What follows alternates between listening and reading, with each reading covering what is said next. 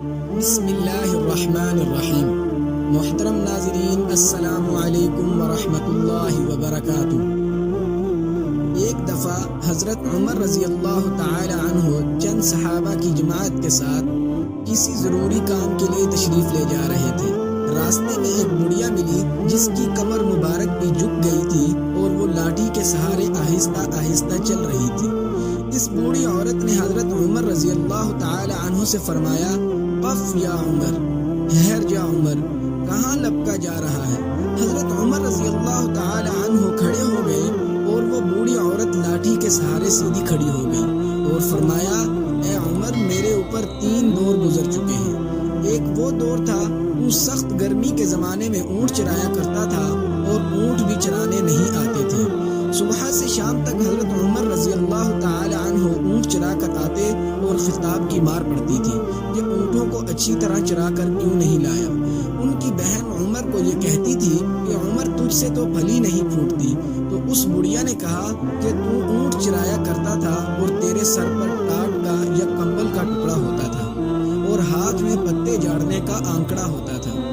دوسرا دور آیا کہ لوگوں نے تجھے عمیر کہنا شروع کیا، اس لیے کہ ابو جہل کا نام بھی عمر تھا۔ اس کی طرف سے پابندی تھی کہ میرے نام پر نام نہ رکھا جائے۔ گھر والوں نے حضرت عمر رضی اللہ تعالی عنہ کا نام میں تصغیر کر کے عمیر کہنا شروع کر دیا۔ 2 ہجری غزوہ بدر میں ابو جہل مارا گیا اور اس وقت ان کو عمیر ہی کہا جاتا تھا۔ بڑھیا نے کہا، اب تیسرا دور یہ ہے کہ نہ تجھے کوئی عمیر کہتا ہے نہ عمر، بلکہ امیر المؤمنین کہہ کر پکارتے ہیں۔ اس تمہید کے بعد بڑھیا نے کہا، رعایا کے بارے میں اللہ تعالی سے ڈرتے رہنا۔ امیر المؤمنین بننا آسان ہے مگر حق والے کا حق ادا کرنا مشکل ہے۔ کل حقوق کے بارے میں باز پرست ہو گئی، لہذا ہر حق والے کا حق ادا کرو۔ حضرت عمر رضی اللہ تعالی عنہ زوروں کے تار رو رہے تھے، یہاں تک کہ داڑھی مبارک سے ٹپ ٹپ آنسو گر رہے تھے۔ صحابہ جو ساتھ تھے انہوں نے بڑھیا کی طرف اشارہ کیا کہ بس تشریف لے جاؤ۔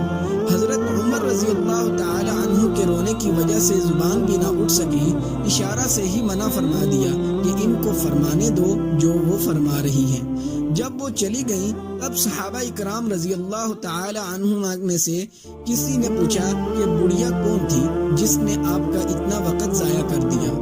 آپ رضی اللہ تعالی عنہ نے فرمایا کہ اگر یہ ساری رات کھڑی رہتی تو عمر یہاں سے سرکنے والا نہیں تھا بجائے فجر کے نماز کے۔ یہ بی بی صاحبہ حضرت خولہ بنت ثعلبہ ہیں جن کی بات کی سنوائی 7ویں آسمان پر ہوئی اور حق تعالی شانہ نے قرآن مجید میں فرمایا، ترجمہ، بالیقین اللہ نے اس عورت کی بات سن لی جو آپ سے اپنے شوہر کے بارے میں جھگڑ رہی تھی اور اللہ تعالی سے فریاد کر رہی تھی۔ حضرت عمر رضی اللہ تعالی عنہ نے فرمایا کہ عمر کی کیا مجال تھی کہ ان کی بات نہ سنے جن کی بات 7ویں آسمان پر سنی گئی۔ سبحان اللہ۔ اللہ تعالی ہم کو بھی صحابہ اکرام جیسا ایمان نصیب فرمائے اور عروج و زوال میں صراط مستقیم پر قائم رکھے، آمین۔ اگر ویڈیو اچھی لگے تو ویڈیو کو لائک ضرور کر دیں اور ہمارا چینل سبسکرائب کرنا نہ بھولیں۔ اللہ حافظ۔